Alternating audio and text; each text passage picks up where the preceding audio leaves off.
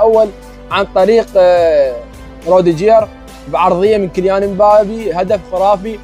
هذا الهدف هو اعتبره اهم هدف بالمباراه، لان فتح تشيلسي هيك تحسه. اما الهدف الثاني للريال اجى عن طريق خطا دفاعي من فريق بروسيا دورتموند، مثل ما خطأوا الريال بروسيا دورتموند هم خطأ.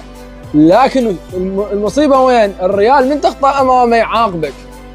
فالهدف الثاني رجع الريال، يعني الريال انتقل من فريق خسران الى فريق متعادل، والريال اذا تعادل وياك وانت بتقدم 2-2 يرجع يعادلك، هاي مصيبه، يقول الريال بعد ما توقفه. اما الهدف الثالث فجاء عن طريق اللاعب لوكاس فاسكيز، اللاعب تحسه جاي يريد يعوضك، يقول لك انا غلطت بالدفاع اريد اعوض غلطي، تلقى الفريق هدف بسببي، هذا هدف بمكانه، هيك جاي يقول لك.